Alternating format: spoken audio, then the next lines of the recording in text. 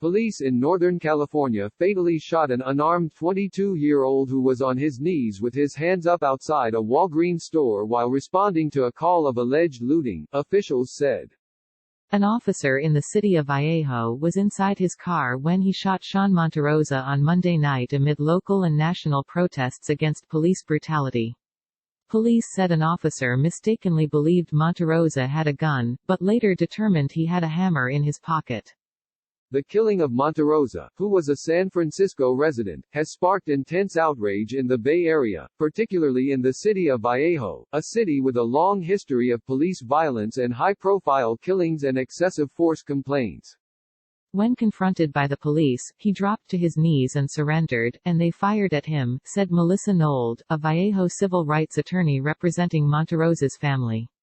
He wasn't doing anything to warrant it. They shot him from inside their car. What opportunity did they give him to survive that situation? It's egregiously bad. The exact circumstances that led to the killing are unclear, and police have not yet released footage. In a news conference on Wednesday, 2 days after the killing, Police Chief Shawnee Williams said officers were responding to a call of possible looting at the pharmacy shortly after midnight when an officer in a cruiser drove up and saw a dozen people in the parking lot getting into a car.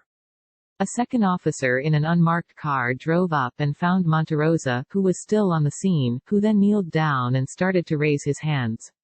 At this point, the police chief said, this officer perceived a threat and fired 5 shots through his window at Monterosa.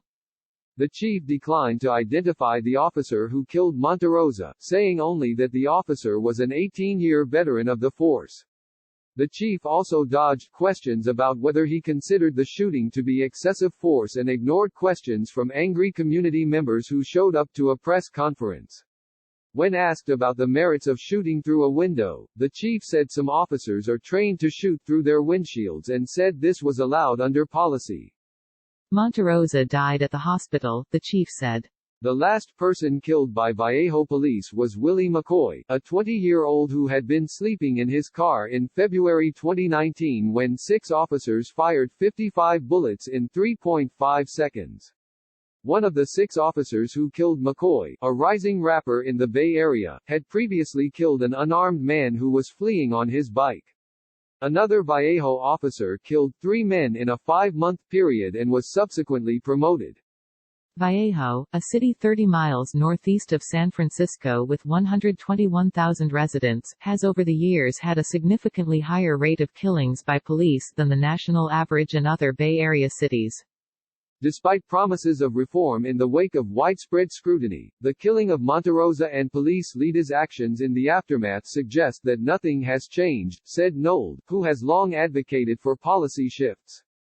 A day after the shooting, police and other Vallejo leaders held a news conference about the ongoing protests and the death of George Floyd in Minneapolis, but refused to provide any details about Monterosa's killing, saying only that there had been an officer-involved shooting, and declining to specify whether it was fatal. It's just unfathomable, said Nold, adding that the news was devastating to many families of people killed by Vallejo police, who were trying to be optimistic about change in the city, since police had not killed anyone for more than a year. Even though the chief likely knew the circumstances of the killing by the time he held his first news conference, he refused to discuss it, while citizens were continuing to march for Floyd, Nold noted. We're protesting for a guy who lived thousands of miles away. And the day we're marching, our own police are gunning down an unarmed man on his knees. While Nold has not yet seen body camera footage, which police are eventually required to release, and has not yet viewed Monterosa's body, she noted that even their own version of the story is horrific. The department, she said, has a track record of initially misrepresenting the circumstances of killings, which the public later learns when video is released. Even if police believed Monterosa was involved in looting, the officers had no evidence of that when they arrived and immediately shot him, she added. Nold said she was anxious to learn the identity of the officer, given that the force is relatively small and she knows of more than a dozen officers in recent years who have killed more than one citizen. Monterosa grew up in San Francisco, where he attended an arts high school and had previously worked at the local Boys and Girls Club, a not-for-profit. He was a true native son of San Francisco and Bernal Heights, said Jake Grumbach, a family friend, who posted a video of Monterosa speaking at a youth program in the city, where loved ones and local residents gathered on Thursday for a vigil. He was loved and respected by so many. There is just so much community support and solidarity. Vallejo police representatives did not respond to questions. Adante Pointer, another civil rights lawyer who has long represented Vallejo families, said it was especially alarming that officers would kill a resident at this moment. The eyes of the world are on policing, and yet your officers still feel comfortable enough to shoot someone under what are the most questionable circumstances?